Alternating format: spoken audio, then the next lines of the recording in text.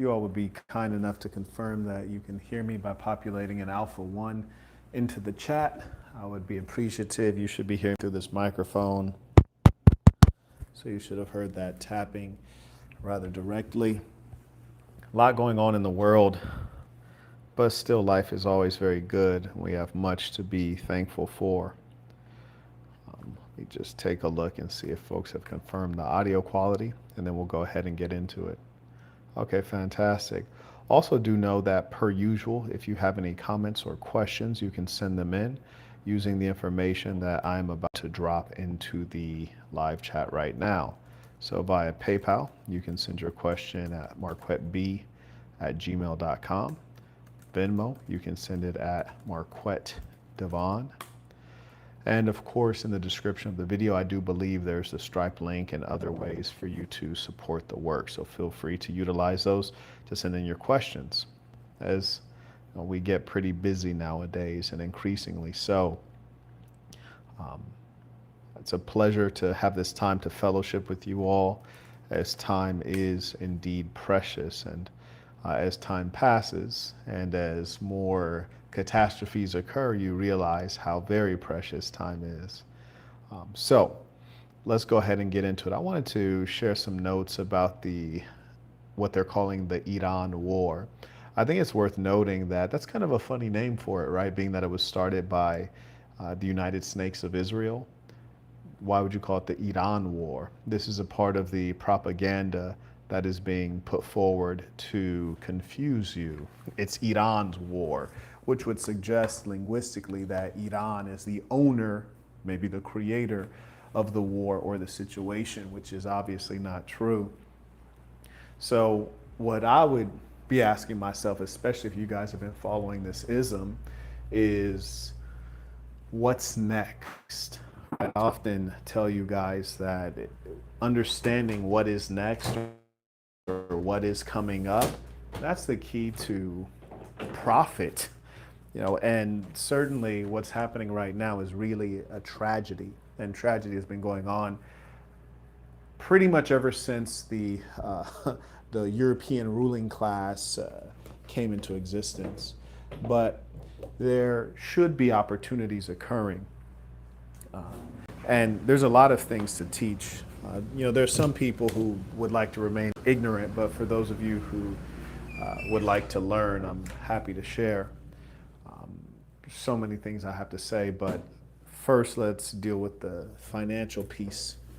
So we know that Dubai has been a destination for capital, and also people have invested at a very significant level in the real estate. In fact, the only real estate market in the United States that at all resembles the Dubai market, or shall we say the UAE market, is the Miami market.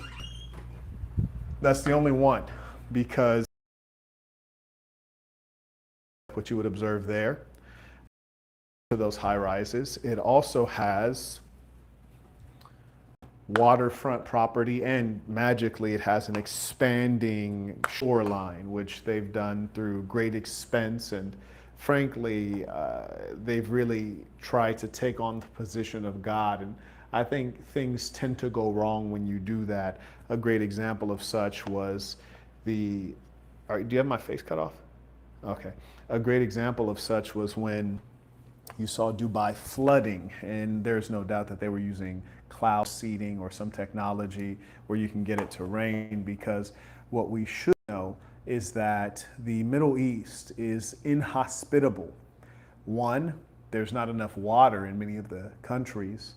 They use desalination plants, which is to say they take ocean water and pull the salt out of it to make it potable. In addition to that, it's unbearably hot. So, and then it's of course not very beautiful because it's not lush. Now, like Miami is very lush and green. You look out upon it and you can see green everywhere, kind of stuffed in between the huge buildings. So Miami, unlike Dubai, doesn't have a government that's very liquid, because UAE has access to oil largely through the Emirate of Abu Dhabi. And so the nature and level of investment is different. Here you have a lot of beautiful private investment, maybe not so much on the side of monuments, and you don't have the state taking as strong a hand in making these huge, globally relevant landmarks like the Burj Al Arab or the Burj Khalifa or the seven-star hotel and all of these things. In many cases, they turn out to be public-private partnerships. But anyways, I say all that to say this. Dubai is a booming real estate market, and if you look at a graph of the economy, which they want to have a service-based economy, they want to have an economy that is largely dependent on tourism and high finance and investment and real estate, and that all depends on expats, a huge portion. In fact, the majority you'll see in several places in that region are expats, which is to say foreigners, mostly Westerners. And in Dubai, you'll find people speaking English more than you will Arabic. And so they depend on foreigners.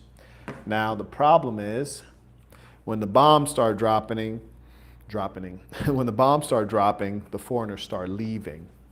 There's a mirror in here. I need to toss this. So when the bombs start dropping, the foreigners start leaving. And that's bad for business. And that is precisely why the United Arab Emirates has exercised very draconian controls on freedom of speech. Now, mind you, freedom of speech is a lie.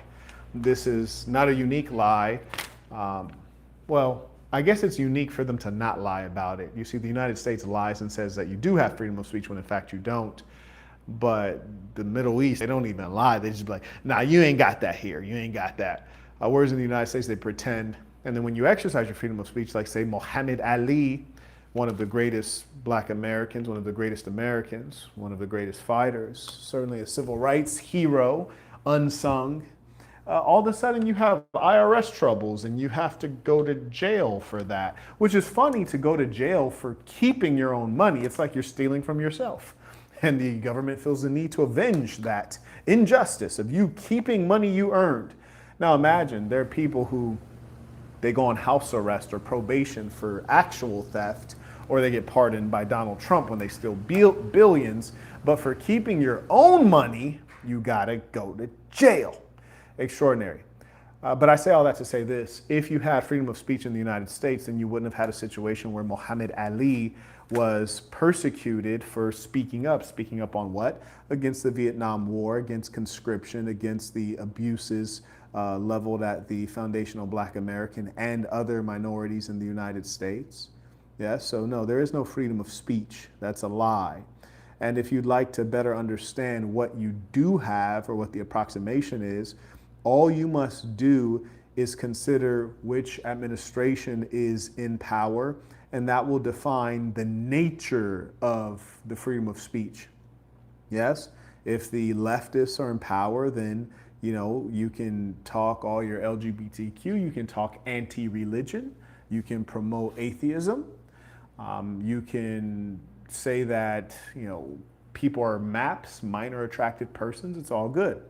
If the right is in power, then your freedom of speech now includes the possibility of saying the N-word causelessly and speaking ill of minorities and being anti-Islam, not anti-religion, but anti-Islam. You got to be pro-Christianity. Your freedom of speech just changes in nature and definition, which is to say in absolute terms, there absolutely is no freedom of speech. You'd be a fool to believe that. And it's only the fools who take these things seriously, like the Constitution, the organization of the American government. These things are all fluid and flexible, apparently. Well, Marquette, why do you say that? We've seen Donald Trump make the greatest mockery of the American branches of government. We've seen them blurred, we've seen them disregarded, and much else. So, if you believe in those things, you are gullible, and you are one who probably needs the Book of Dark Truths. And in that two-day conference, I tried my best to introduce you to the real world. And the reason I wanted to do that is because if you don't understand the world that you're in, you can't navigate. And just imagine if you think you're in a game that has rules and everyone else is following the rules, and so you follow them, but in fact, everyone else is cheating their butt off and you keep losing, you're gonna be like, wow, well, maybe if I just work harder. No, working harder isn't gonna get the job done when everyone else is cheating. Hmm? Shipping label created USPS awaiting item. Okay, interesting. Yes, in the Book of Dark Truths, and I advise you, if you have the Book of Dark Truths, it's so important to review it at least once a week if possible, but ideally every morning because it really puts up your spidey senses. Because when you go out in this world, you're going into a world where no one cares about you. They very much so do, though, care about themselves, and they will prioritize themselves. They'll cheat you, they'll lie to you, they'll do you wrong. I'll give you an example. I was in Dubai to achieve a number of goals. And while I was there, I was looking at property. This is before the bombing started.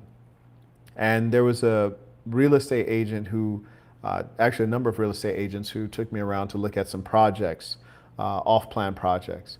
And I was supposed to fly out. I was only supposed to be in Dubai a very short time to take, some important meetings. And then, I filled up my spare time looking at real estate, which is something that I like to do to understand the market, to understand where the world is going, to understand high finance. And, obviously, those of you who are sophisticated, the bond market is deciding a lot of things, even though we, everyday people don't hear enough or talk enough about the bond markets. But anyways, I always try to have some touch points with business and, fill up my time because an idle mind and an idle hand is dangerous, and you waste your life, and you often will find that your time is dedicated to those pursuits which are not good. Anyways, so real estate agent who was a single mom uh, took me around to see some projects, and then she was following up with me, and then all of a sudden the bombs started dropping. Iran sending drones and ballistic missiles at UAE, with most of them being toward Dubai. About 92% intercepted, significant damage to infrastructure, military, and commercial. And so, yes, civilians did die. Anyways, when that was happening, she was asking me, like, so, hey, are you interested in this property? And I was thinking, well, it's a bit insensitive of a time to ask that. But more importantly, if I am interested in the property, I'm gonna need a discount now, like, right? I for sure gonna need a discount because when you're in Dubai, unfortunately, they're very much so in the old Western capitalism, and so they never think of a house as something you live in. They think of a house as something that you use as an investment vehicle, which I think is also problematic, and it shows like the low part of unethical capitalism. Uh, by the way, Chunkster, when you cite the Book of Dark Truth, if you can use the school.com link, that'll be helpful for us. I appreciate you. So, anyways, she was saying, well, are you interested? Are we going to do a deal? And then I said, well, yeah, I'd love to do a deal, but the price has changed. She said, well, what do you mean? I said, the price has changed. Your country's being bombed. So if I were going to buy a villa or an apartment to rent out to other people, I now have to deal with the reality that there will be a much lower number of persons coming to rent out the villa or the apartment in Dubai, which means reduced demand, thereby resulting in reduced pricing or reduced profit for me. So I'm taking on more risk. So certainly this piece of real estate should be devalued, right? And I should benefit from that as a buyer. And so I'm guessing the new prices haven't been posted yet because the price of oil has yet to skyrocket. Global inflation hasn't taken hold yet. So maybe we should wait a week or two and revisit this. And she says, oh, the prices are always going to recover.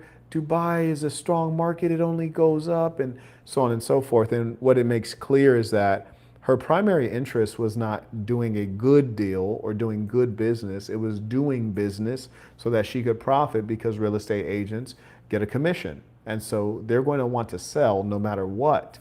And that's why I always talk to you guys about my 3 sentence Bible, my 3 sentence Quran, my 3 sentence Torah. It will guide your life and keep you safe. Number one, be yourself. Number two, be good to yourself. Number three, be good to good people.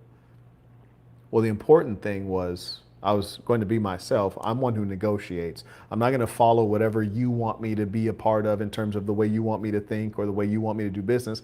I negotiate and I try to get the best deal for me. That's number two, be good to yourself. Why? Because she would just as easily screw me over if I would give her the opportunity. No problem. And then number three, be good to good people. There's no doubt that she was probably not a good person. She was a single mother and she was rushing me on a deal and she was basically telling me lies as though the market wasn't going to decline. And if it was going to decline, it was going to recover immediately or recover quickly. Well, she would have to be some sort of a expert in geopolitics or at least be very savvy and sophisticated. And frankly, I didn't get that from her. I didn't get that at all. And common sense would tell you that the prices are going to decline. So if they're going to decline, why wouldn't you want to cut me in on that?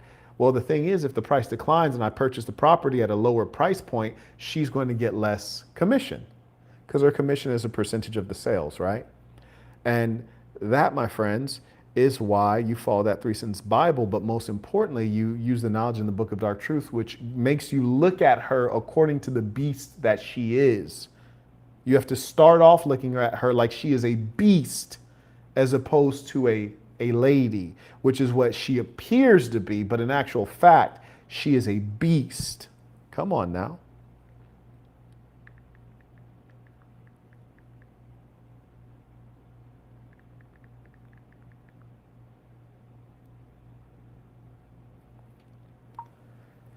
Hi, this package has not reached the United States. Things are moving very slowly. Did you use freight shipping or did you use air shipping? Because this should have already reached the United States. I looked at the tracking number and it indicates that you've printed the label, but the package is not received. Would you please give me a meaningful update?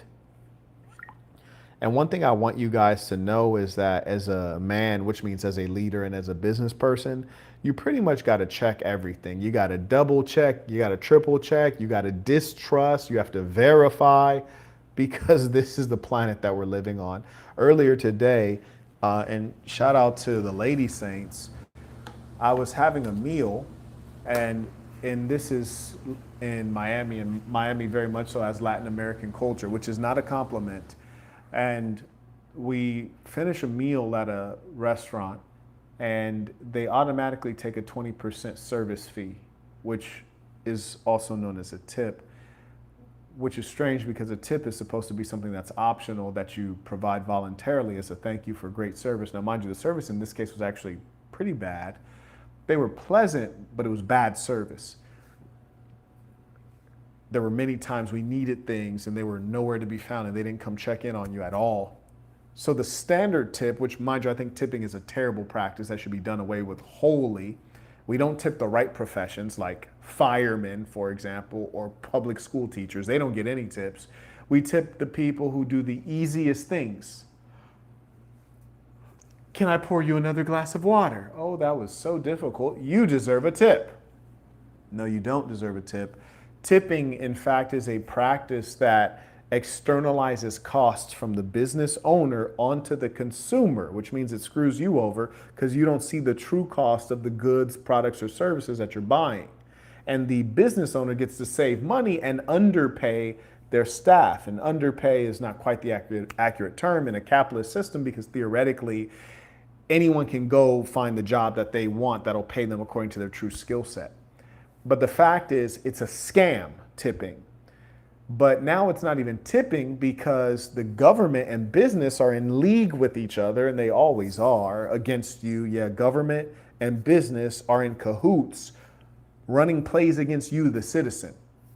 So they allow the business, which should be illegal, to tack on a 20% service charge. Now, here's the kicker. I kid you not. And this should be also illegal, but there's almost no consumer protections in the United States. One of the few things that the Europeans do well is consumer protections. So in the United States, we got the bill. They added on 20%, even though they had horrible service. Now, it's funny that's 20% because the standard in America is supposed to be 15%. In Brazil, for example, it's 10%. And I think that's reasonable, even though I don't like tipping at all. Shout out to the Chinese. So they add on an automatic 20%, which is 5% above the standard. So they get a tip, which is supposed to be for exemplary service, even though they gave below average service. They didn't take the standard 15%, they bullied the 20%, but here's the kicker. When you swipe your card, it then prompts you to do what? To tip. And it didn't start at suggesting the 15%, it starts at suggesting 18% or 20% or 25%. And I'm like, damn. And shout out to the lady saying, she said, hey, was the tip already included? And the woman says, yes, there's a 20% service charge. And she says, okay, well, you should tell people that because it just prompted me to put in a tip. So I could have clicked 25%. I'm basically tipping you 50% of the check. And the woman didn't say anything because she's not a good person. And this is the scam that they legally run on you and I on a regular basis. It is a calculated part of their business. And that should get you mad. And that should be illegal. But it mostly doesn't get you mad because you've accepted it. And it's not illegal because it has been done for so long within the context of a government that doesn't care about you. And that's similarly why in the aviation industry, if you're flying a European airline, you have a situation whereby if your flight gets delayed a certain number of hours, the European airline is required to put you up in a hotel and to feed you. And in some cases, they have to reimburse you up to a certain amount of money. I think years ago, 600 USD. However, in America, it could be delayed a certain amount of time. You're just SOL. In other cases, when it's very delayed, they'll put you up in a hotel, give you a meal, but they're not going to reimburse your money. And they absolutely should. Well, Marquette, why should they reimburse your money? Well, they should reimburse your money because you paid to arrive at a certain time. You didn't pay for a general flight. You didn't pay to get to Miami at some point. You paid to get to Miami at 2 p.m. Eastern Standard Time. So if they didn't deliver that, that means they didn't deliver the product you paid for, which means you're entitled to a refund. Them getting you there at a different time is the same as you paying money for a bottle of water and being handed a desk lamp. It's not what you pay for. But the United States government cares not. And business here is greedy and immoral. And so you suffer. And the great value of the Assassin is it's a collection of good people that are vetted, tried, and true, men and women pursuing excellence in the areas of health, wealth, relationships. I've made a part of your life easy for you. I've done things that I wish my parents could have done in as much as they put you around a group of people. If you've read my book, The Black Box, some of the things that you'll gather is how important network is, the group of friends that you have, the group of family members. And you don't get to choose your family members, but your family members kind of choose your friends for you based on the schools they put you in, based on the opportunities they do or don't give you. And so if you look up and you find like, wow, my relationships are empty or non-existent, or I'm isolated, or I'm unduly introverted, it's because your parents set you up for failure. They didn't give you a foundation from which you could springboard and do well in this world. In some cases because they were low IQ, in other cases because they didn't care. And yet another case, maybe they didn't know. They're just ignorant. They didn't have anything better. But your network is so important, it will impact you. It might impact whether you start drinking or using drugs or not. It might impact your standards in life. It'll impact your physical fitness. You should make every effort to spend any amount of money to be among good people, honorable people, high-level people. That's why I talk to you guys about people, places, positions. People, places, positions. All of them require investment to be around the best people, to be in the best position, to afford to be in the best places. It requires investment. And so you have to allocate correctly, allocate your time effectively, allocate your dollars effectively. I was actually trying to find a tracking number for some art that I was having shipped to the plantation, which I think should be arriving today, and I don't want it to get damaged. I assume that this, it's a lot of art. It's expensive. I assume they pack it well, but it could be raining there. I just want to make sure that I don't need to have someone fetch it. And I came across this message on WhatsApp. I want to share this with you guys actually. And the reason I want to share this with you is because it is so much easier to be a good person when you're around good people. We're all susceptible to being immoral or becoming weak at times. Now, some of us, our wiring against evil is very strong. Some of us will never become overweight because our wiring against gluttony is so strong. Some of us will never be promiscuous because our wiring against it is so strong. But none of us are perfect. And the more we can associate with good people, then it makes it easier for us to do the right things in every area of human endeavor. Anyways, I wanted to share with you guys because I got this text when I was in Dubai. And I think there's a scheme that's going on to where, and I don't know how my number was acquired, but I can only assume maybe it was at the hotel I was staying at, which is obviously one of the more expensive ones. And they probably sold my number, my information, along with a lot of other well-off people's information to these service providers, if you will. So I get this text message, and I'll show it to you here. So let me see if you can see this. It's a little bit delayed here. Let's see. Can you see that? Is it readable? Yeah. Okay, so I'm going to read this to you. And this is really important for a couple reasons. So I get a text message and it reads, from a number I've never seen in my life, it reads, "Hi." Then I reply, "Who is this?" And then they reply, "I'm a massage center in Dubai." And I think, oh, gee, that's interesting because my hotel has a spa. So I'm thinking, is this the hotel spa? But the hotel spa wouldn't message me. They just call on the hotel phone. And then they write, "I think you still in Dubai." So I think, okay, this must be an independent person. Then I write, "How'd you get my number?" And then they reply, "On a group of tourists in Dubai." Now, mind you, I haven't given my number to anyone, so you didn't get my number from a tourist. I mean, you probably bought it from someone who is a dishonest person working at a high-end hotel. They got my registration information. And then I write, "Explain," because I'm very curious as to how this person got my number. And then they write, "You want service, massage, and S," and you can imagine the rest of the words and the rest of the letters, and it ends in X, "tonight. So you want massage and intercourse tonight." And then I reply, "You are a dirty person who will burn in hell." You're a dirty person who will burn in hell. Now, the reason that I share that with you is because I always ask myself, because I can only experience being Marquette Devon Burton, and I can experience the world from my position. And I see someone wrote very sus. It's not really sus in as much as Dubai has a lot of wealthy people and a lot of businessmen, and there are a lot of women who are Eastern European, and they're in these roles and they make a lot of money, and people provide these services and people buy the services. So it's a part of the proceedings there. But I asked myself,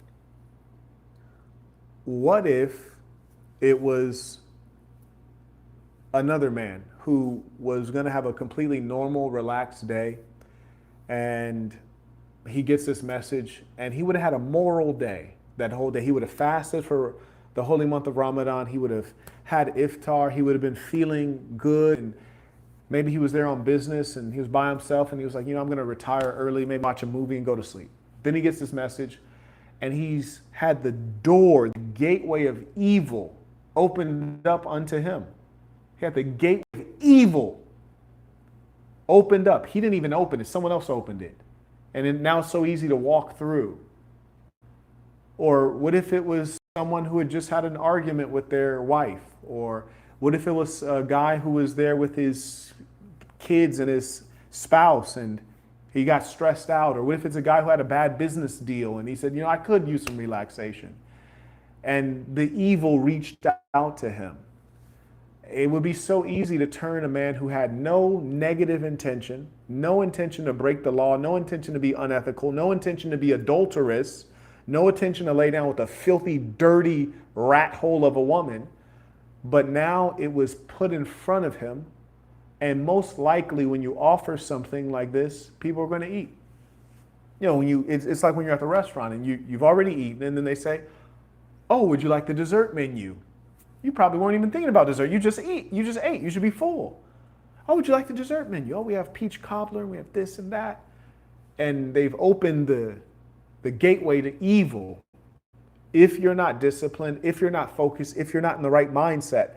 The good news for me is that I already knew before the question was answered I already knew before the question was asked that the answer was no. When I woke up in the morning, I knew that I was not going to deal with any paid slurs. I won't do it. But most men would not have asked themselves that and decided on no. So when the question popped up, they would have started thinking, and that's just something that's really easy to say yes to. They show up to your hotel, it's discreet and nobody knows, you're there by yourself. They come to the hotel room, take care of it. She leaves out, nobody saw anything. You're in a foreign country, nobody knows anything. Why not? So what I really want you all to focus on is that, where do I talk about this piece about? Oh, in Boss University, I talk about I'm always watching, which is to say, I'm always watching me. You might not be around. The audience might not be around. My lady might not be around. My parents, my grandmother, my mentor, but I'm always there. And I have a high standard for myself. So I know that I'm watching. I don't want to disappoint myself. I want to impress myself. So when you have enough self-respect and standards, you enforce on yourself to behave well when no one is looking and no one can bust you. You have to look at yourself as a saintly person, and thereby you must condemn evil. The people who tell you, oh, you need to be more understanding, you need to be more flexible, you need to be more forgiving, those are demons. Those are demons inviting you to evil, wickedness, and filth.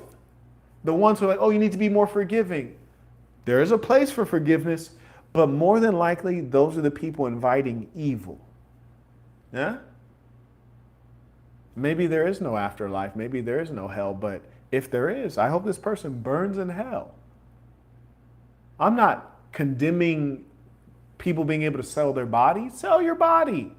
But do not interrupt people who are on the straight path, trying to snatch them from the straight path and bring them into your dark alley of immorality. I think that's disgusting. Now, if you just have your advertisement out there and people are looking up on whatever, whatever the back page version is, and I think the website got taken down many years ago. And in fact, I think that person might have went to jail. But whatever the back page is of UAE, if someone was searching for that, fine, provide your service. That's what they're seeking. But don't offer filth and evil to people who are on the straight path. And I want all of you to know that you will be tested. And not only will you be tested, you will be tested and there will be no one around to judge you. I won't be there. It'll just be you. And you can do evil. You can do that evil thing. And no one will have saw it. No one would have heard it. But you would have seen it. And you would hear it. And it'll be in your memory. And if you're a good person, it'll bother you. So the best thing you can do is to decide right now what you will and won't do. And that's based on who you are. 3-sentence Quran, 3-sentence Bible, 3-sentence Torah. Be yourself, be good to yourself, be good to good people. Be yourself. Ask yourself, am I a person who would pay for a low woman to hand over her body? No, that's not me. I would never. Am I a person who would indulge in alcohol, simply to sleep with a woman? Am I a person who would, fill in the blank with something immoral? Decide that's not you and then live it out. But here's the better thing. Make sure that you're around people who also live in that way. Because if you're not, you will be drugged down and you will suffer. I always tell you guys that I don't know if there's a heaven or hell, but one thing I do know is that bad behavior will lead you to hell on earth.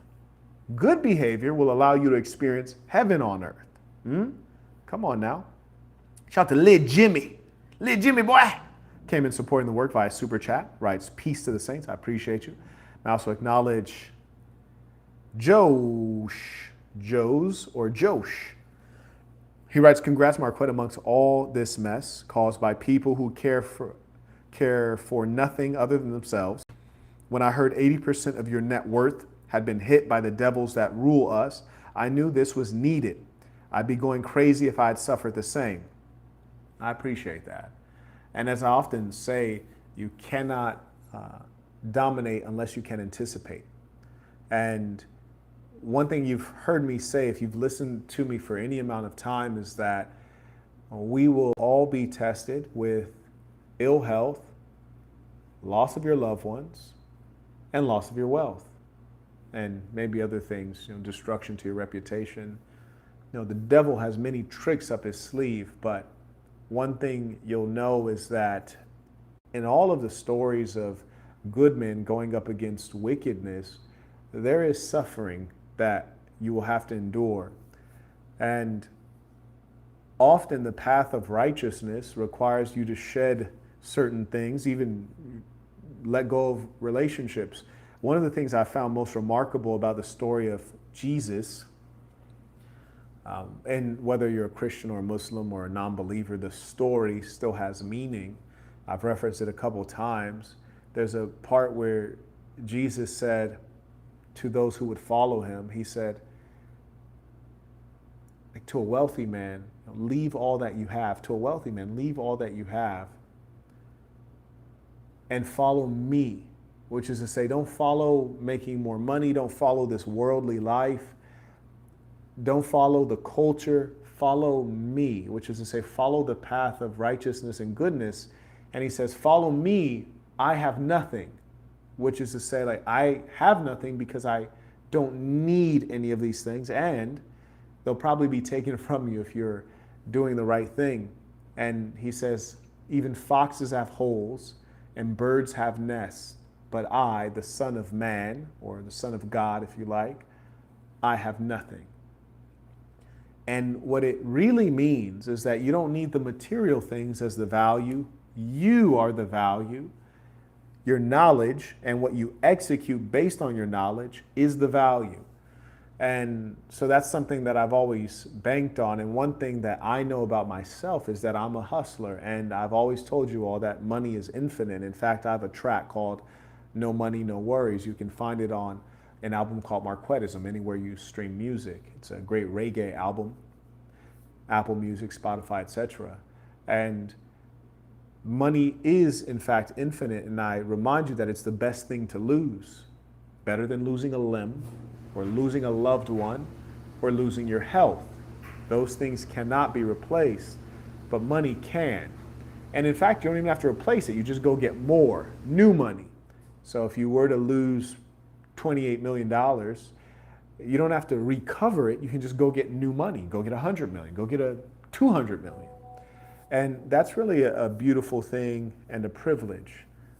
If you believe in yourself and if you would take the privilege, take the opportunity, and so often we don't. Let me see. And thank you for that support. I appreciate you. Thank you to all the folks who actually support the work, especially those who use the information in the description of the video.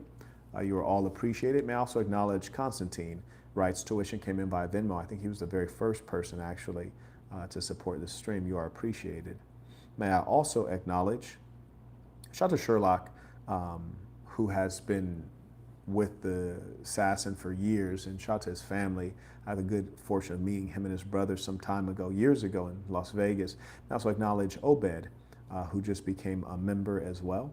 And shout out to, okay, looks like we're caught up there. Fantastic. How's the temperature? Is it a bit too cold? Oh, it's good. Never know with you. Never know. Okay, very good. So I'm looking for this tracking information, and you see, you could just trust that they're going to send it. Hell nah. I encourage you, don't trust a damn thing. You dig? No. Double check, triple check. Never have a single point of failure. Always distrust. Don't take anyone's word. Ask yourself, what are the consequences I can levy if they don't deliver? Okay, great. So the art has in fact been delivered according to this. So that's a beautiful thing. It was delivered Monday, a day early. So we'll have to check the weather and cross our fingers that there's been no rain. So that's a beautiful thing. I look forward to that. It's one of the, as Nietzsche stated, it's the simple joys, simple joys are the only refuge for the complex. And I agree. Shout out to Michael supporting the work via PayPal. May I also acknowledge Aaron. He writes, tuition from the burbs of SD. That's a beautiful place to be. I'm always talking with people, especially real estate folks, about just how much of a paradise, a true paradise California is. And I very much so would like to invest there, that the taxes and the politics prohibit such. It's kind of unfortunate because at some level it is my homeland, right? But I'm glad you're enjoying it. And, I might have to find a reason to get back over that way. I do know that Mayweather will be fighting in the Sphere in Las Vegas. I believe it's in September. I think I might like to see that. So I'll have to take a look at those tickets at some point. That might be something to check out. Hopefully it's a real fight, right? Sometimes they do these fights and they're kind of fake. Someone wrote, how do you get 100 million? I think, my friend, for you is probably unlikely because you're not serious. So the piece of advice I can give to you is to get serious.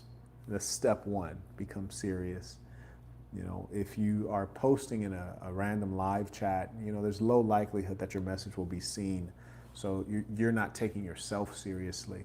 So no one else will take you seriously. So step one, be a serious man, especially if you are a man. That would benefit you greatly. Anyways, I got some predictions for you guys on the Middle East.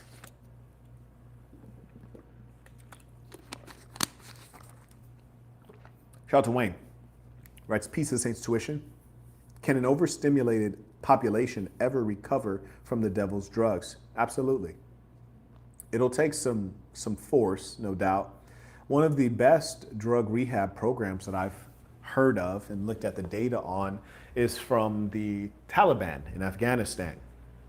Curiously, when the United States government was running Afghanistan, drug addiction, opioid addiction was very high. Well, the Taliban would pull up in a van and hop out and kidnap you and force you into rehab. And they kind of had a really simple proposition, which was stop using drugs or die. Most people were like, my boy, I'll go with the stop using drugs piece. I think that's the option for me. And they got him off of drugs. But, I'm really concerned about the root causes of things, right? Because the truth is, if I had a room full of saints and I showed up with a brick of that pure cocaina, that white, that Scarface, that Lindsay Lohan, and I just set it right there on the table, said, partake, it's free, on me, I'm a generous man. No one would have any. Well, why is that? It's because they're not addicts. They're not people who are in pain. They're not people who are lost. They're not people who have failed to find community and family. That's why. Drugs are not for happy people. You see, drugs are not for well-adjusted, satisfied people. Drugs are for people who are broken, people who are lost, people who are seekers. Drugs are for people who are idlers, people without purpose, people who are not building a family or a family name. But the moment you know that your name and your family is important, whether you're a man or you're a woman who has joined a family and you're building a family name with a man, once you figure that out, so many things are unacceptable to you. They're just not good enough. And more importantly, you have a focus. You have somewhere that you're moving toward in life. Things take on a greater meaning, and it changes what's important to you. And that's one of my important contributions, is that I've observed the world that we're in today, and we've laid plans to help people deal with the unique challenges of our day. Because the truth is that we're in the loneliest era Marquette, what do you mean? Go back 100 years. How many births per woman? Per woman? 8? A lot, right? 8 kids, 9 kids, 10 kids, 11 kids. Talk, ask your great grandmother, how many kids did you have? A lot. Hard to be lonely when you got 7 siblings. Marriage rate was higher, divorce rate was lower, which means the family stayed together. Not only do you have 7 siblings, but you still know them because mom and dad stayed together. Now, does that mean dad wasn't cheating? Hell nah. That means he ate, because I don't think that your granddad was any better at cheating than you and I. But I do believe social media makes it a lot harder for you to do your thing, right? You got a family across town. If there's no Facebook, you're good. You got a family across town. Oh yeah, no, you're about to get caught slipping for sure. But here's the worst thing too. Your old lady all on social media. Now somebody in yo too. What? That's crazy. Now that's unacceptable. I say that to say this. The modern era presents unique, dangerous, horrible opportunities and disadvantages. And we've designed around that reality. And it's unique because someone else is doing it. Huh? So you might say, Marco, what the hell does this have to do with drugs? Well, my point is, it's kind of like overweight people. You ever hear someone say, I eat when I'm bored? You ever heard that? You never heard anybody say, I eat when I'm bored? That's good. Maybe you don't have any fat friends. In the chat, if you've heard someone say, I eat when I'm bored, or I eat because I'm bored, put a 1 in the chat if you've heard that before. I eat when I'm bored. And the funny thing, even though, and especially to hear women tell it, they do so much, they're so busy. No, we have more free time than any generation ever. This includes the people who are working just to make ends meet. That's why you have time for social media. It's not that you don't have time, it's that you're wasting time. And here's the kicker. If you had more time, you wouldn't do anything meaningful with it because you don't know your purpose. You don't have a purpose. That's why you play video games. Yeah, there you go. People have heard of that. We got to introduce you to the planet Earth. You're a Martian. But the fact of the matter is that it's easy to get bored when you have no purpose. You're not going anywhere. For example, I was on a flight and I always chuckle to myself every now and then. I was using the infotainment system. And in the infotainment, it has TV shows, movies, and games. And I was thinking, gee, I just cannot get behind. I can't wrap my head around this concept of games. Because I'm always like, okay, if I play the game, what do I get after? This is literally an activity that is designed to pass time. Pass time. Now, who wants to get old, right? Who wants to wake up and then you're old? Wake up and then you got gray hair. Wake up and then your body can't move as fast or as fluidly as you want. Nobody should want to pass time. Henry Thoreau, and you're like, Marquette, how are you able to quote authors extemporaneously? It's because I read, unlike the other YouTubers, right? That's why you listen to me. That's why you guys support me, because I actually have knowledge, wisdom, and experience. It's unique. That's why Google and AI can't replace me. Anyways, so Henry Thoreau, and correct me if I'm wrong, I could be wrong. He stated that you cannot kill time without injuring eternity, which is to say you should never try to kill time. Time is valuable. Don't kill, I got to kill time. I'm waiting for my appointments to start. Kill time? Why don't you use the time? Why don't you benefit from the time, profit from the time? To kill the time.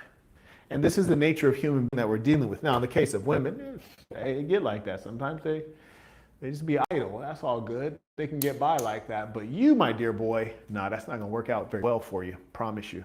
Watch your step there. Being idle, playing games, if you play a game, it really is a representation of you. You're a jokester. And not very much so a man, because today I should have probably went to the beach, but I thought that I had some work in me. Would you say, like, I thought I had the focus and presence of mind and peace of mind. I didn't think I was mentally exhausted. I thought I could work some more. So I should have went to the beach, but I was like, I'm going to work. Only to try to work and then realize I couldn't work. And you might say, well, Mark, why couldn't you work? Because I woke up at 2:30 a.m. and started working at 2:30 a.m. and worked all the way through until I had to go to breakfast. So I actually already worked full day. I kind of forgot about that because I am the work. I'm not taking any days off. Also went to the gym and had a phenomenal workout. You hear me? I had a phenomenal workout. So that's why I couldn't work. And sometimes, you need to take a break. You need to recharge the brain. And for me, that's the best time to, enjoy downtime with your lady, to enjoy downtime with your family. But the proper thing to do as a man is to prioritize working, which is not prioritizing work. Listen, prioritizing working is not prioritizing work. When you're working, you are earning. And when you are earning, you have money for your family. Because your family is the priority. So you're actually prioritizing your family by working and earning. If you were to directly prioritize your family at the expense of working and earning, then pretty soon you will not have a family because you can't provide for them. Come on now. And don't ever listen to a broad tell you like, oh, don't work. You've worked enough. If you can work, keep working. There'll come a time, trust me, when you can't work. There'll come a time when you need a break. And here's the funny thing. Today I needed a break. I couldn't accept it mentally. I wish I'd accepted it earlier. I could have, salvaged a little bit more of the day. You see, you don't need an external person to tell you when to take a break. Well, if they see you in your BSing, like earlier, I went through a couple reels, which is not my nature. It's a disgusting thing.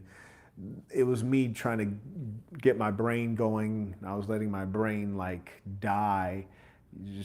Your brain goes to sleep when you're looking at reels, this micro content that offers no value, no inspiration, no information, no anything of value. That would be a good time for a woman to say, hey, you should take a break.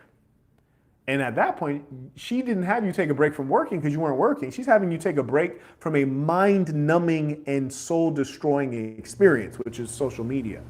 Huh? Come on now. Come on now.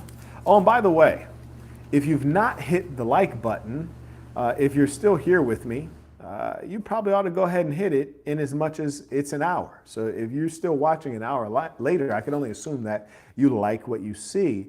And if you don't like what you see and you're still watching an hour later, you need to see a therapist because you're a psychopath. Yes, you need to see a therapist. You need help. Who hurt you? That's what the imbeciles like to say. Who hurt? And it's an increasingly low IQ world. That's why they all talk the same, like bots. They can't think. Who hurt you? The funny thing is, I've been doing more research, and for me, it's much easier to, once I write up my notes, to just read through the notes, and then I'll post up a video and maybe just put up an image or something like that, or use some other video, some content that I've been wanting to push out.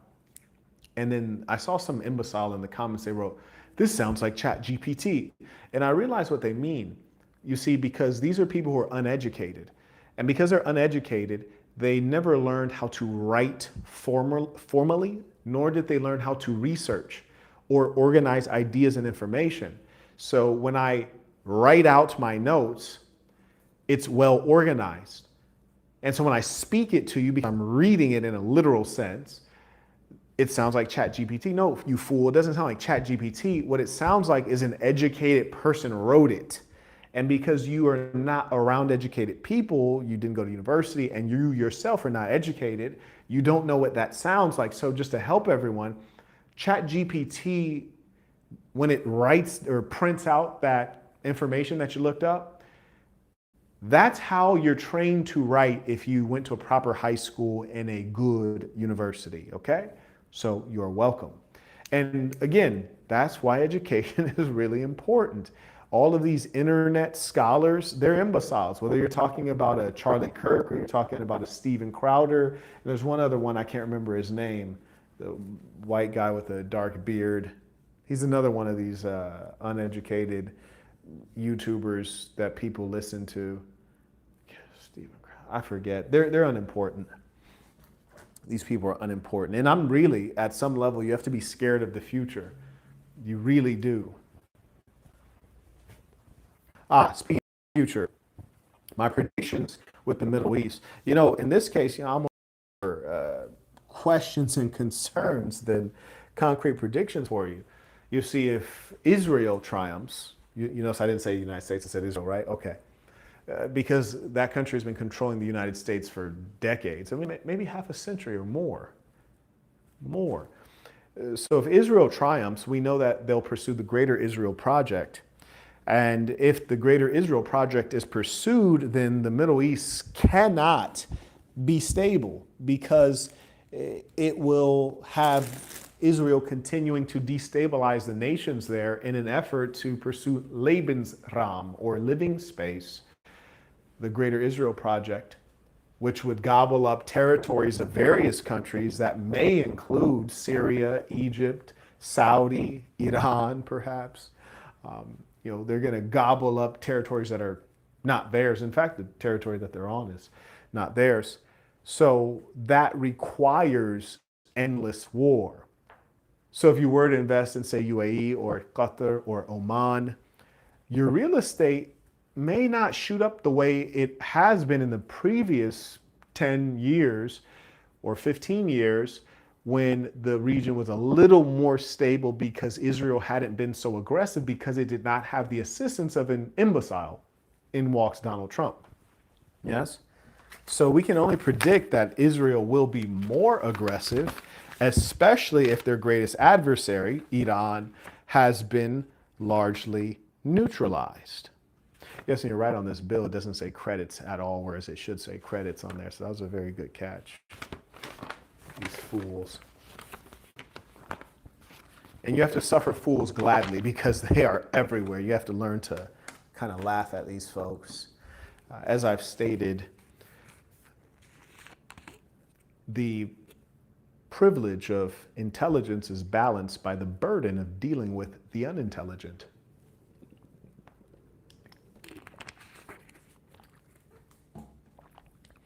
I'm gathering all the quotations.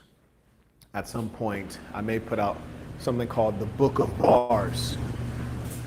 Ideally, it would be hardbound book of all of my quotations. The only problem is I don't want to take out the time to organize the quotes. Isn't that a shame? I don't want to take out the time to organize them because I think they'll serve you best if I have all of these aphorisms under headings like human nature, and then the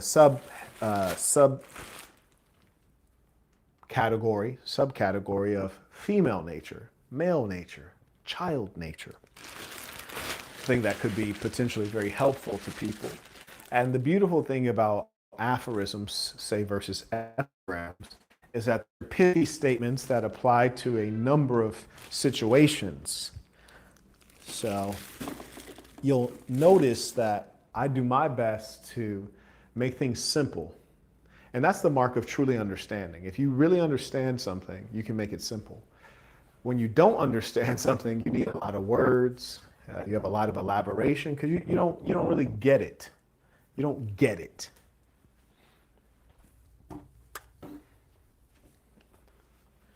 And that's why I often talk to you all about simplicity and oneness. An epigram, unlike an aphorism, is a pithy statement that applies to like one situation. So let's see. An aphorism, you might say, teach a man to fish. Oh, excuse me. Give a man a fish, he'll eat for a day. Teach a man to fish, he'll eat for a lifetime. It's an aphorism. You can apply that to many things, right? Which is to say, if I clean the house for you, you'll have a clean house. If I show you how to clean, you'll have a clean house for a lifetime. So it can apply to many situations, the logic. An epigram applies to one situation. It's not something that you can use broadly. I do think technology is, I definitely more nowadays think twice because unfortunately technology is dulling all of us. And I think that it's probably the social media, that short form content that's getting us. I think it's that short form content. Let's see. Looks like we need some mod in the chat. Is that what folks are saying?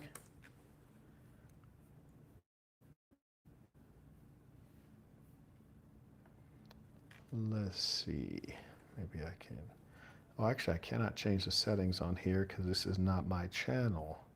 So you guys will have to forgive me there. Do we have a mod in here? Looks like we have Wayne. Is he a mod?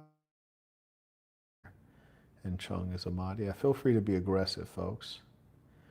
You don't have to hide the comment. You can block the user. Yes. And you know the funny thing too about people who take out their time to hate or be negative, it's really an expression of their own suffering.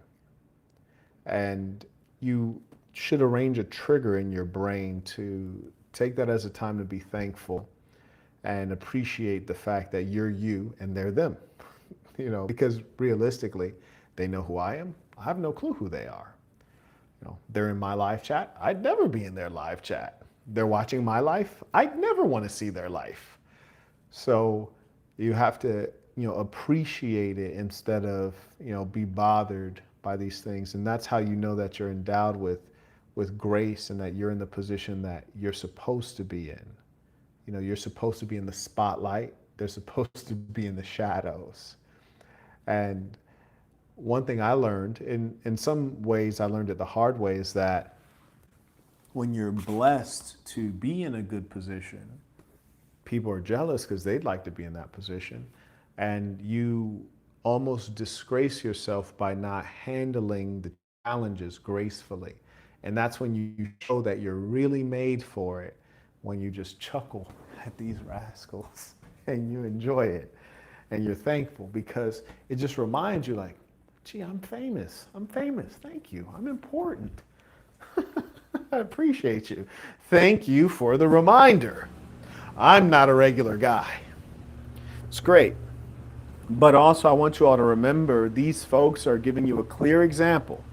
When you hear me say that the devil is not down below with a pitchfork and red horns upon their head, the devil is here on earth haunting us. These demons are examples of the verity of my words. They make it very clear. Just imagine the sickness in your mind when you'd like to take out your time to be among people who don't want you among them. You take out the time to be a pestilence. This is demon behavior. So devils and demons are real. You don't need a silly old book to get a sense of that. I think I probably should have started with this a little earlier.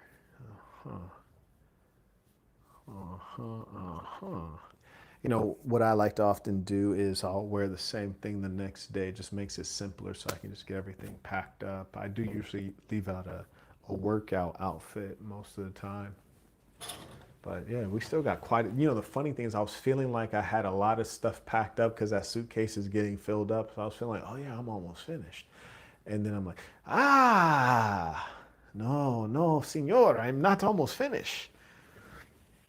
It get like that though. It get like that. Oh yes, please do send me your comments, questions. Be more than happy to answer them. With regards to the Greater Israel Project and the way it's destabilizing the Middle East, for those of you who are considering living there or investing, buying real estate, it is not a clear win anymore. And in previous times it has been. And it really is a wonderful life if you're well off.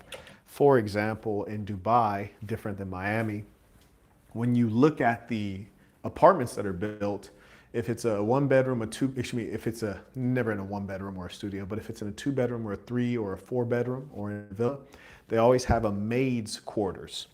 So, a little modest room with a, basic bathroom for the maid. And that's because it's pretty much assumed that you will have a maid. And that I think is quite a nice thing. And it's really a part of the lifestyle. They have a labor that's low cost enough that you can live in an apartment and have a maid at the same time, watch your step, and have a maid at the same time. So that'd be really nice. You can't do that in America unless you're very wealthy. You can do that in Dubai if you're upper middle class. And I think that's really a privilege. Should probably start carrying my mouthpiece in the briefcase just in case I want to shoot a nice little fade. Just always have it with me. I think that'd be good. The one other thing that and you punch someone with a proper punch, bare hand, fracture or break a bone in your hand because of the force. And that's just something you have to deal with. But the mouthpiece, you can definitely always have that on deck. But it's not like you're about to shoot a fair one real quick. Like, hold on, let me wrap my hands up. Let me wrap my hands up before I mollywop you.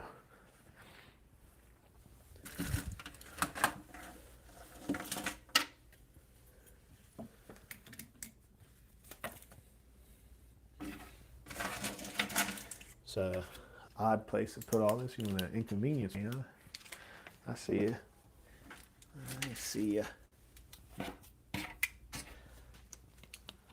One of the neat things when you fly first class outside of America, because the American business class and first class is atrocious. Honestly, it is. It is really despicable.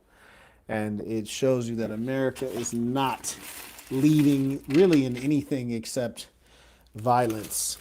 That's about it. Oh, and distrust for your fellow man. That's what America's leading in. But in business class or first class in, say, Emirates or Singapore Airlines or Etihad or fill in the blank, definitely not Egyptian Air. Do not fly an Egyptian airline. Terrible. Egypt is just a L all around. Super L. But anywhere else that you're flying first class, they always give you these little pouches. And usually the pouch is quite nice. It's a DOP kit that you can use in real life. And it always has great stuff within it, typically an eye mask and some socks and some slippers. I think it was Emirates. They had the slippers that have the back on them, not just the slip-ins, but you got the back. That I like. That I really like. But this is a multi-balm. You can use it on your lips and also use it to moisturize elsewhere. I think that's great. It is quality stuff. It really is nourishing on the skin. I got a couple of these. Which is to say it's quality. It's nice to experience quality. It's a big world out there, and it's a complex world, you see. The United Arab Emirates is both a highly developed country and a third world country at the same time. The United States is a decaying, highly developed country. And these things are hard to explain to people unless they have a lot of experience, because you need a comparative base. Huh? And the funny thing too is you hear the white supremacists talk about we don't want to import the third world. Well, I don't know if that argument quite adds up. Some people consider India a third world country. There's no doubt that you have people in India who are living in slums. But you also have people in India that are absolutely brilliant and very well educated. So it's like, are we importing the third world if we let Indians in? I do believe some of our major tech corporations, places like Google, have CEOs that are Indian. So it's like, is that importing the third world? And also, even with importing the third world, you look at examples like United Arab Emirates. I've been there like 19 times. I've never seen a homeless person. And this is not hyperbole. I mean, in a literal sense, I've never seen one single person who is homeless. So they have a lot of people from the third world. Philippines, various African nation states, India, also low-income Eastern European nation states. Still, never seen a beggar, never seen a homeless person. which means that they've successfully imported the third world, but they've managed it well. It's a matter of governance. So when you hear American politicians talk about not importing the third world, it's not about culture. It's strictly about racism and white supremacy. It's strictly about that because I have frequented countries that import the third world, and it works just fine with good governance. Even Singapore. Now, I'll tell you, the Singapore government, the People's Action Party, they don't do as well as the UAE does with managing their third world population. And this is not, and this is a matter of fact. I've observed it closely and I've observed the results. For example, in Singapore, you have a significant Indian male or male Indian population, and you'll see a lot of them idle. Conversely, you'll never see them idle in the United Arab Emirates. They're working. They're all working. And if I essentially in their neighborhoods, if you like, whereas in Singapore, they're pretty much out, out and about. So the Singapore government has not managed classism and the facade of, being a luxury destination as well as the United Arab Emirates. And I suppose, I don't know, maybe Singapore is a lot smaller.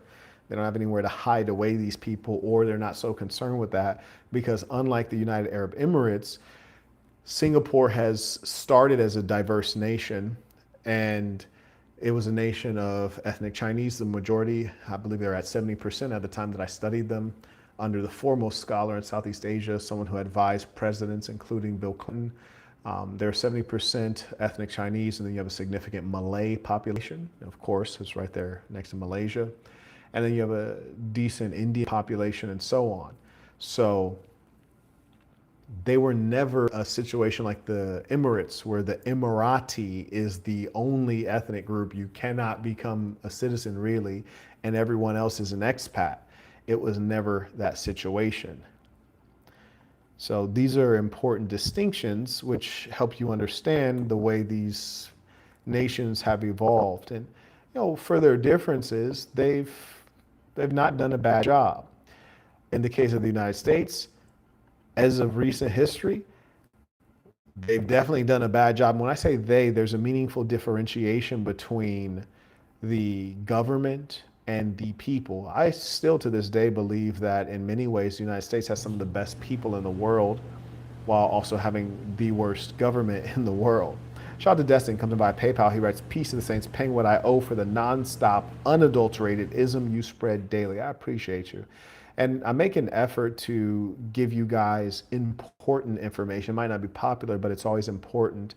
I recently did a piece on the draft, which is also known as selective service, because some of you guys might get drafted. You'll mess around with Trump. Y'all asses might be in war. And I think it's important to know what's coming up, what is possible. And with Trump, all things are on the table. Shout out to Joel, all right, supporting the work. I appreciate you. Shout out to those men who stand up, make their name known. Shout out to those who pay what they owe. Good to see you. T came in, writes via Venmo. Very glad you made it back safely. I was a bit worried they inconvenienced you via the statements you made on those people. We cannot afford to lose a monumental figure. I appreciate you. And you know what? There definitely were some inconveniences. But yes, I was able to get out of there. And it was really a blessing because still there most, I was just really fortunate in that I had to find a matter of, are you willing to take the risk, both financially, but also the risk to your life? And that's all there was. If you were a Western citizen, if you were a Russian or Indian, your government actually came to get you. But that was not in the cards for me. So very thankful that I was able to make things go the right way. Shout out to Kenton supporting the work, came in using the Stripe link. Good to see you. Kenton is someone that so many people speak well of, and I encourage you all, if you haven't, join at peaceofthesaints.com. This is an organization that's about community. It's about being in person. It's about building real bonds and real relationships. That's why I know Kenton's name, and that's why other men know Kenton and can speak well of him. And that's not only men in his section, that's men from around the world, because we have our events and people come from around the world to attend and to fellowship. So It's always a pleasure. I think we are unique in the online space that I know you as well as you know me. Usually, just it's one-way traffic. It's some weirdo babbling at the camera or doing IRL content. You get to watch them, but frankly, there's no realness to it, and there's no connection. And I think that those things are important. That's what we're lacking. I secretly hate technology, even when I was a technologist running software businesses, software and hardware. I really value the human contact. That is where happiness is. That is where memories are. That is where life exists. Beyond that, so much else is plastic, it's false, it's facade.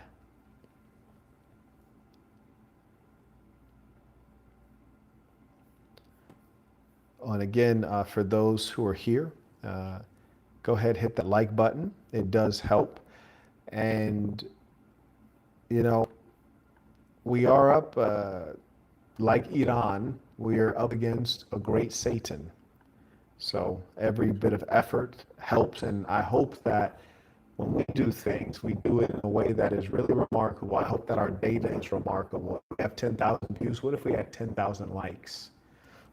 What if every single person watching hit like, except, 4 or 5 haters, of course. But what if almost every person hit the like button? That'd be remarkable. I'd love to be a part of something like that. And, it's really neat that there's a way that everyone can support and participate. Some people might not feel they have a dollar, even though it's pretty much always never the case, but you might not feel it. And I know I've felt that way too. I've felt lack. So I understand that. But the neat thing is that hitting the like button is free and it costs you nothing, and you get to do a good thing for someone else. And it's a way everyone gets to participate. I think that's really neat. That's rarely the case. You see, it's rarely the case that everyone gets access. It's mostly never the case that everyone gets access. For example, here in Miami, classism is very much so a strong thing. It's a crowded place. You go up and you see there's valet. It's expensive because there's not a lot of valet parking spots. Not everyone gets access. You see the finest restaurants are too costly, or you got to be someone to get a reservation. They won't just give a reservation to anybody. Access is rare. So it's really neat when you find those rare situations where everyone can participate, because it's mostly never the case. There is no such thing as equality typically in the human experience. Most of our experiences are dealing with hierarchy and status. That's why you guys might say, well, why are women looking for guys with status? Because life is easier. Life is better that way. That's why. Being with a peon, life is going to be challenging. It's going to be a struggle. And some people may never rise up to become a judge or a famous attorney or a celebrity or an influencer or a millionaire.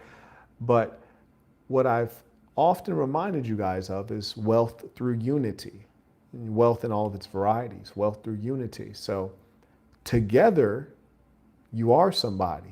When you're a part of something, you are somebody. And your government has made every effort to break apart your families, to isolate you, to destroy your tribes and communities, to rob your history and your language from you.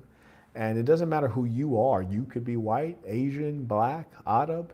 They've tried to do that and make you dependent on the government, to weaken you and to have you live in unnatural ways. I mentioned earlier that the birth rate per used to be high. We're 6 to 12, depending on human history.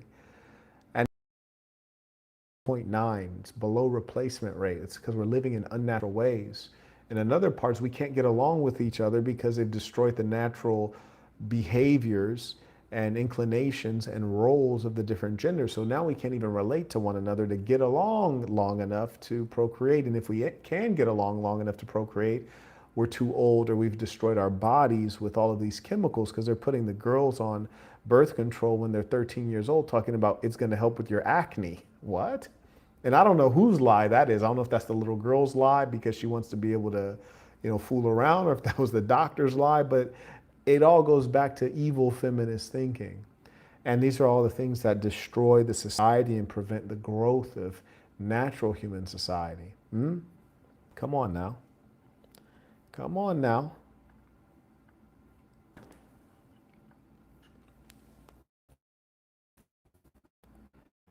With regards to the Iran war, You may news, and it is more of a hassle than it should be because if you were to be victim of, say, Fox News, which is the most disgusting bucket of slop, but all of American media is slop, whether you're talking about NBC or CBS or ABC or whatever the acronym is, they're all liars. Fox kind of takes it to another level for the Trumpster. They will lie for that ball like, whew, I can't even listen to what they have to say because it's so often ridiculous. And there's just no level of balance. And you can tell when they're asking questions to folks they're interviewing, they're just softballing it so that the person can promote that one country or they can promote Trump's agenda. So it's not even, I can't even stomach it. It's that bad. So I say that to say this. To hear Trump and Pete Hegseth and Caroline Levitt say it, or excuse me, tell it, to hear them tell it, America is doing fantastically well and has lost a mere 8 soldiers, which I tell you, if that's the truth, it's pretty good. But I don't think that's the truth. You see, I just find it hard to believe that every single American base in the Middle East has been destroyed and all of America's radar systems have been destroyed and America's only lost 8 individual soldiers. I just find that hard to believe because if the United States had that level of domination over Iran, I think Iran would pretty much be done by now. But it turns out that they're sending off missiles that are increasingly deadly and that are landing more frequently, particularly against the Israelis, who, of all of the Gulf states, I know they're not a Gulf state, but all of Middle Eastern countries have the best in defenses. So it appears that things are heating up all the while Fox News, Pete Hegseth, Caroline Levitt, and Trumpster, the chief liar, are all claiming that America is establishing dominance. And I think that if the measure is conventional war, then yes, maybe America is establishing dominance, but they're winning at the wrong thing. They're not winning battles, nor are they winning war. When they say we've destroyed the Iranian Navy, they very well may have. But does that mean that the Strait of Hormuz has been reopened? No, because it's still not safe. So you destroyed the Iranian Navy, but to what benefit? No benefit. They're fighting a conventional war. They're fighting the war of decades past, not the war of today. Come on now. Their strategy is obsolete. When they say we've destroyed the Iranian Air Force, the Iranians had to know you couldn't compete with the American Air Force anyways. Why is that, Marquette? Well, the number one Air Force in the world, if we're just talking about expenditure in aircraft, would be America. The number two Air Force in the world is also America. Somebody in the chat, explain how that is true. That's a riddle for you. It's a paradox. How is it that America has the number one Air Force in the world and they also have the number two Air Force in the world, which is quite remarkable? Someone in the chat, explain that paradox to me, please. Moreover, thereby, Iran would know we cannot beat the Americans in the air, plane to plane or plane for plane. So we'll let them win at that. And we'll also let them win at the Navy thing because we can't compete in either of those spheres. However, from a missile perspective, an unmanned aircraft perspective, drones, I think we can compete. So we're going to invest heavily in those two opportunities, and we're going to leverage that to batter American air bases, which will have them fighting from the water instead of from the land. And, there's a time limit on that, and they're a little more vulnerable there. And it'll also allow us to engage Israel because we have ballistic hypersonic missiles that can travel the distance, and they have all of the necessary technology to confuse the defensive systems, which are very expensive. And so we're going to double down on our unique value add or our competitive advantage. Let's see who was able to answer that riddle. I'm the Riddler. Let's see. Someone wrote the Navy. That may be true, but I didn't see anybody else say anything on that. Did I boggle the minds of the people? Were they not able to get that answer on ChatGPT? Does ChatGPT not have the answer? Let's see. I want to see how smart ChatGPT is. How does America have the first and second largest air force in the world? Maybe that's why no one answered, because they couldn't get the answer from ChatGPT. Let's see. Oh, ChatGPT does have the answer. Maybe that's where he got it, but either way, he came up with the answer. The United States Air Force, USAF, 5,000 plus active aircraft. The second largest air force in the world is the United States Navy, about 3,000 aircraft. Those are different branches of the military, different groups. And so, yes, there you go. That was good. So if you're counting those separately, yes, it would be the US Air Force, the US Navy, and then the Russian Air Force. So now, do we have accurate numbers on all this stuff? Absolutely not. Do we have ballpark figures that may make sense? Yeah, for sure. But accurate? No, you'll never have accurate numbers. In fact, I wouldn't even be surprised if the military themselves like don't have accurate numbers, just because there's branches of military, you know, not all entities or groups within an organization communicate effectively. And in some cases, they don't want to communicate effectively. It's by design. Shout out to Amir, who just went to sasmbrand.com and grabbed one of the shirts there. Nice black one with the Assassin S on it. I also acknowledge Omari came in via Venmo. He writes, I'm thankful that you got out of that situation in Dubai. Me too. Appreciate you. Brad writes, peace to the saints, Mr. Burton. Yes, indeed, peace to the saints.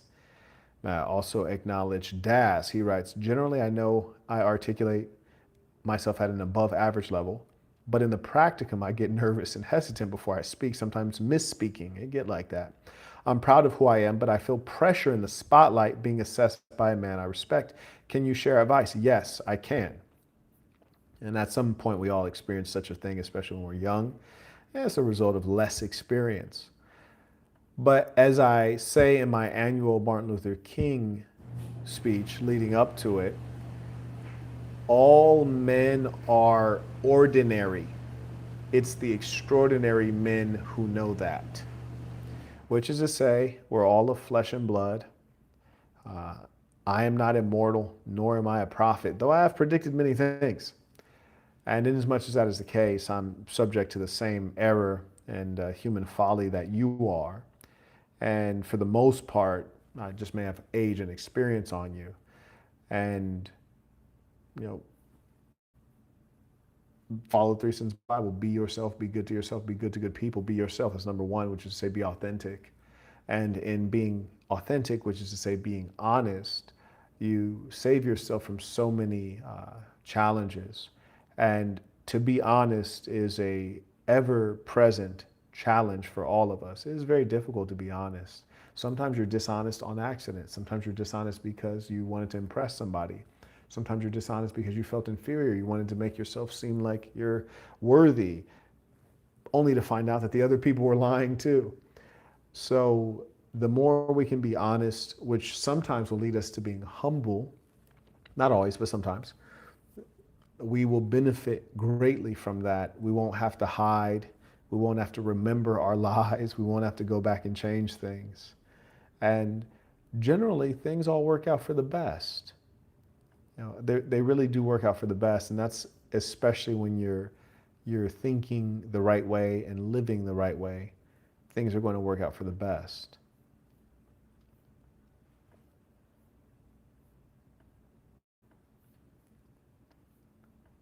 Thank you for that question. That was a really good question, actually, because we've all felt that way. In my book, The Black Box, I talk about that very thing.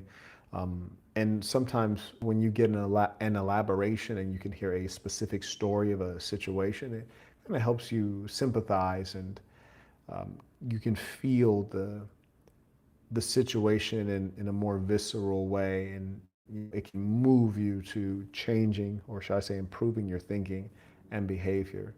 That's one of the beautiful things about the black box is it is a story, a collection of true stories that have emotional gravity. And the truth is, as much as we like to think of ourselves as rational beings, we are emotional beings. And we need our emotions to motivate us to take appropriate action. Shout out to Brian. All right, hey Marquette, I'm 24, low income. That makes perfect sense. You're 24. I think we were all low income at 24, unless you were Donald Trump, maybe. He writes, average IQ. Well, if you say your average IQ, then at least you have a lot of self-awareness, which gives you a great advantage. He writes, and no experience with business or AI. What course should I take? The product-based business course or the AI no coding course, and why? Peace of the Saints. This is a brilliant question. I'm glad you asked. Me, I would have you take the AI course. And the reason I'd have you take the AI course is because, truth be told, product-based business I recommend to everyone. And the neat thing is everyone can do it. However, product-based business will be around forever, and it has been around forever. So this is my left hand is the past, my right hand is the future. AI is a new thing within your lifetime, my dear boy. This is the difference between having to light and being able to press a button and get light. This thing is discharged. Messed up my simile, my metaphor. But to understand AI, even if you never go into business using it commercially, but to understand it is a requirement for understanding the world that you're in. It'll give you an advantage over people who don't understand it, know how to use it. So I always ask myself when I'm seeking advice or when I'm giving advice, when I'm seeking advice, because I grew up in a family of average people, like, very average people to below average to below average, but no one above average. And I was trying to really win in the world. And when I would talk to older people who were successful and experienced, unfortunately, many times I didn't have the level of parental support that I would have wanted to move me forward. So I would ask people, I'd say, what advice would you give to your son? If I were your son, what would you tell me to do? So I wanted to put myself in the position of the person that they loved and they want the best for them. So if I was your son, what would you tell me to do? And so when I give young men like yourself advice, I never ask myself anything other than, if I were you, or you were someone I really cared about, what I tell you to do. And that's always the advice that I give you. And there are probably people in the chat that can attest to this. There's one young man who had asked me about the AI course, and I'm more familiar with him. He's been to several events. He's taken consultations before. And I said, because I know you, I do not recommend the AI course to you at all. I don't think it'll be a good use of your money at all. I recommend this, this, and this to you, which will actually, in fact, save you money, and it'll be something easier for you to do with your personality, your skill set, and your disposition. So it would have been profitable for me to recommend the AI course, but it would not have been the right thing to do.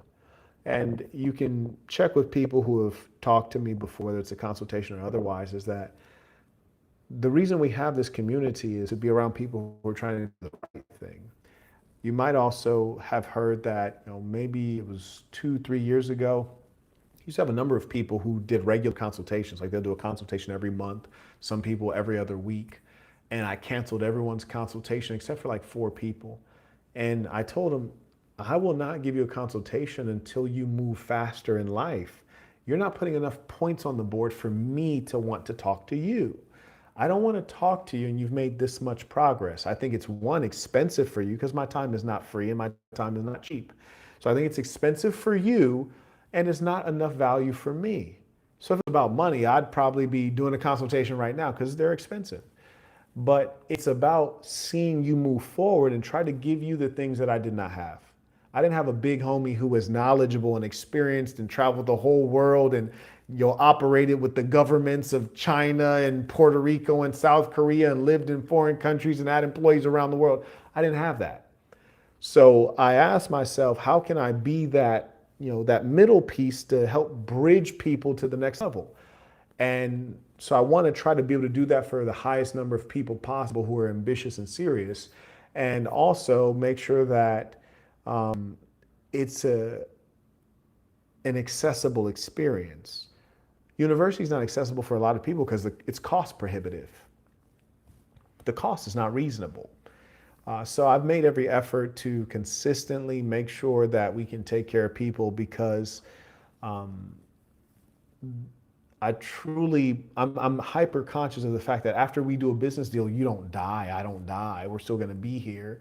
I want people to speak well of me, and most importantly, I want them to have benefited from what I was to them in their life. Just like I have the black box, I hope that you all write books. And I would like to be a section in your book that says, the first time I ever went outside of my country is on Marquette's annual drip trip. The first time I had a handmade, it was with 30 men that Marquette organized. The first time I did that, first time I did this changed my mentality. That's the experience I want to have, the legacy I want to have with you guys. So that's my effort. Anyways, I say all that to say, that being said, you asked me would I recommend the product-based business course or the AI course? By far the AI course, because during your lifetime, this is the big change. This is unprecedented change. And I know you do not understand the potentiality of AI, because if you did, you wouldn't ask me that question, right? Potential, because it's hard to conceive. It is the closest thing to God. And you might be like, Marquette, what nigga you didn't? Nigga, did you say God? Yes. Listen to me. AI is the closest thing to God that you will ever experience. Marquette, you're going too far. No, nigga, I'm not going far enough. God creates, right? God says, be, and it is. Creates out of nothing. You, a human being that is theoretically unique. There was none before you that was exactly like you. And you are somehow a smaller version of God that you can create too. You can create children, you can create ideas if you're clever enough. And AI, general intelligence, can create and bring into existence something that did not exist before without a human being directly involved in that process. That is the closest thing to God you will ever experience. For example, we all like to think that we're unique and we're special. Every ethnic group likes to think that they're special. The foundational Black Americans have created more music genres than anybody. They have a disproportionate impact on global music and popular culture. They created jazz, R&B, rock and roll, hip hop, and I can go on. But you can actually use AI and all of the slang that foundational Black Americans use. AI can produce 1960s Black slang they used in New York in the 1990s. And they can represent the personality. They can even represent the voices. They can represent the appearances of Black Americans accurately. You're not as unique as you thought you were. And pretty soon, what you're seeing right here, you're hearing my voice and my speech patterns are very unique. My thinking, my speech patterns, very unique. And AI, if it watched enough of my videos, it could use all of my inflections. It could use my cadence. It could take everything that you understand to be Marquette and immortalize it. I can never die. That's immortality. That is godly. You see, in every monotheistic religion, when you try to explain God, God is the only thing that wasn't created. God created things, but God was a thing that was always there. God was not created. So immortality is godly, and AI can immortalize.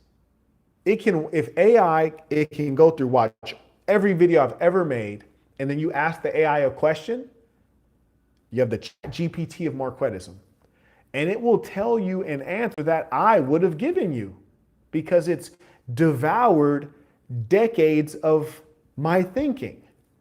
And it can probably give you the answer perhaps quicker than I could, which is concerning.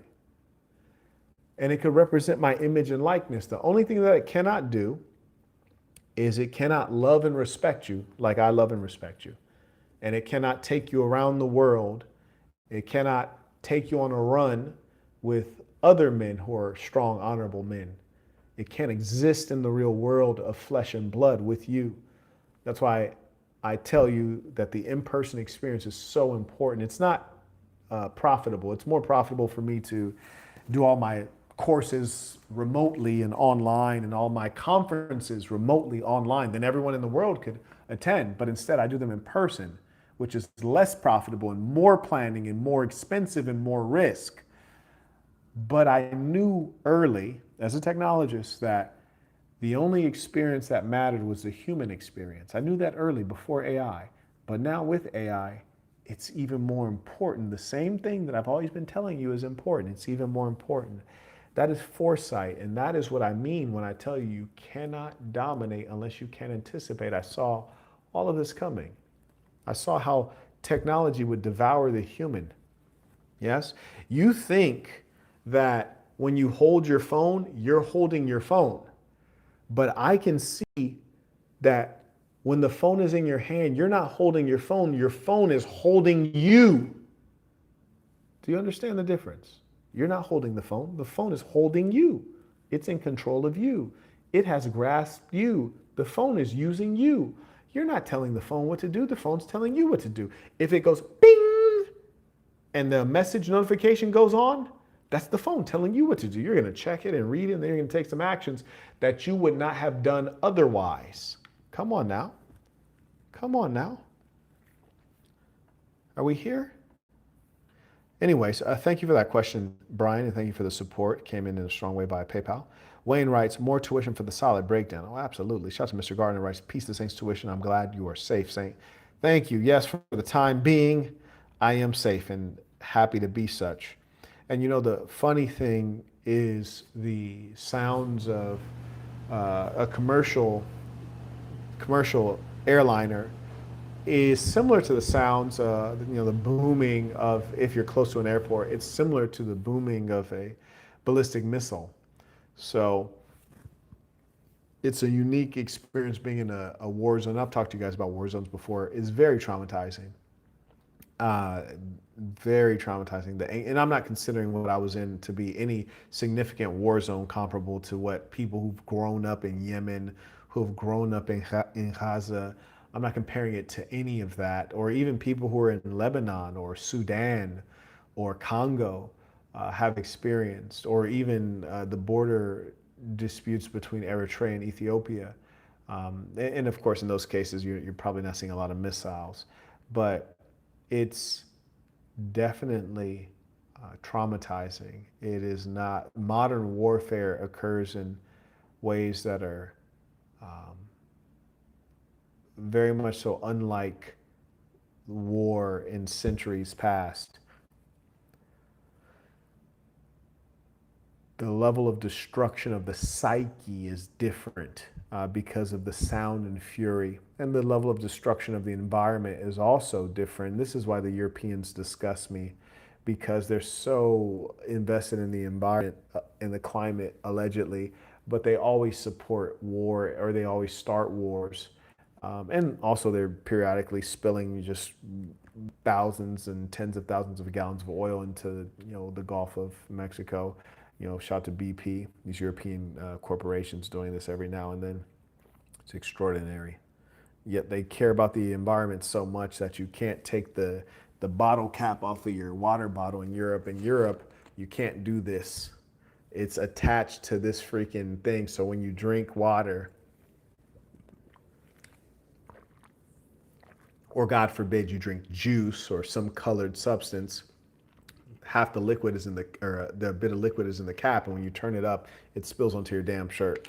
And then when you drink out of a straw, it's a soggy paper straw because you're trying to save the world. All the while, you have the French Air Force flying, you have the British bombing, you have the Americans, doing X, Y, and Z destructive thing. The Europeans delude themselves and the world as to their goodness. Their goodness is fictional. It is not a real thing at any level. May I acknowledge via super chat? Shout out to Antonio, writes, Peace of the Saints. When are you releasing the black code? We're approximately 1.5 months from the black code. And I saw some dimwit, and there are a lot of these people. There's maybe a preponderance in the black community, but a fool just frankly can't get on the code. But there'll be those that are on the code. They've received the code, they've reviewed it, they understand it, and they're executing.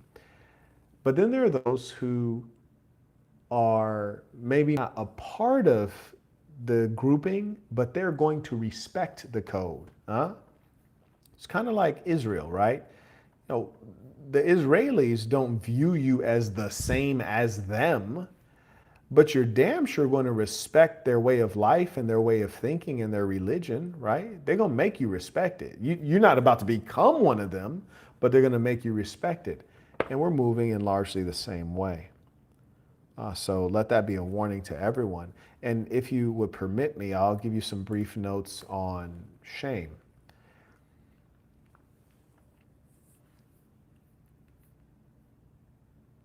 You see, shame is a tool that maintains cultural standards. It lets you know what's right and what's wrong, what's acceptable and what's not acceptable. And anytime you find a place without shame, you will find promiscuous women and you will find broken families. Shame holds a lot of things together because shame reduces the necessity of thinking, because so many decisions are made for intercourse outside of marriage. She doesn't need to think about if she's going to sleep with old boy. She already knows she's not doing it because there's too much shame. The shame is unbearable. And this especially protects those people, be the male or female, who are in broken families or those who may be of lesser intelligence. Because if they're in a broken family and they don't have their mother or their father around to guide them, or if they're of lesser intelligence and they cannot think through that which is moral and immoral, they have the culture there saying, don't do this. You don't need your mom or dad to say, don't sleep around, because the culture told you it's unacceptable. You don't need to be a genius to understand the difference between right and wrong. You don't have to be a philosopher because the culture told you what's right and wrong. The problem in America is that the culture is sick. The culture is sick. So when you say that it's not right for a man to lay with a man, the dimwits will tell you, oh, love is love. Ironic, we're not talking about love here. And truth be told, does love not procreate? Does love not produce? Does love not lead to growth? How can there be growth in a relationship that has no offspring, no children? It cannot produce children. Thereby, it creates extinction and death. That's not love. That sounds close to hate. Hate is war. Hate is killing. Hate is the destruction of life, the cessation of life. So that's not love. That's closer to hate. It's not right. It's unnatural. Come on now. So there are a lot of lies going on. The lies. And when you have a proper culture, which shame is an important component of culture, shame guides you away from doing certain things. Even if every now and then we all get a dumb idea. As a man, I know I for sure had a lot of dumb ideas, and some of them I've done. But culture checks your dumb ideas and says, no, no, no, no, no, no. In your head, that might make sense, but don't do that around these people because you are about to get flamed. You're about to get embarrassed, shunned, cast out. Do not do it. And that's a good thing. Nicer comes in via Super Chat. He writes, I messaged you on Wisdom under Michael and mentioned a demo of my app. The demo is ready. Can I send it by email or share via Substack link? Potentially, potentially. Yeah, go ahead, send it over. Okay. Shout out to Mr. Tabit supporting the work, came in using the Stripe link. And also, for those of you who don't know, Risdom.com is a place where you can reach me or other influencers or experts, and it guarantees that you'll get a response within 12 hours. It allows you to send a message, and then the person replies back with a voice memo. And it's a voice memo to make sure that you know it's actually really the person as opposed to their assistant or some AI technology. So that is an option for all of you who may need to have a question answered offline when I'm not live. Shout out to Das, comes in via Venmo. He writes, Peace of Saints, big homie. You know, I got to ask a meaningful question. What did you do for your 30 minutes of prayer today? Did it get you closer to your health goals? Absolutely. In fact, even while I was winding down my exercise, I was thinking to myself, man, like if I keep up with this kind of exercise, I'm going to be a killing machine. And, you know, frankly, and this is probably not the most functional thing, but when I'm working out that rigorously, it just puts me back in the mindset of when I was training for fights. So it's like I just feel like I need to fight somebody. You feel me? Like I feel like I need a fade. I feel like I need some hard sparring. I need to be in the boxing ring because it just put, you know, when you do something so much, it's like when you start going through the motions, it just returns you back to that mind space. And I was getting some good workouts in here in Miami. The one I got in today was very good. And for me, a great workout is when you get your weights in. So you're using weights, free weights, you're using the machines, you're using body weight exercises, you know, like pull-ups, and then you hit the rope, you hit your run, you hit your shadow boxing. That's a hell of a workout. And man, I really got it in today. I was very impressed with myself, and very rarely am I ever impressed with myself. I'm mostly disappointed. So that I'm proud to say. Thank you for asking. So yeah, I mess around with a lot of those workouts. Man, it's gonna be ugly out here. It's gonna be a cold world. You hear me? It's gonna be real ugly and vicious out here. I get in work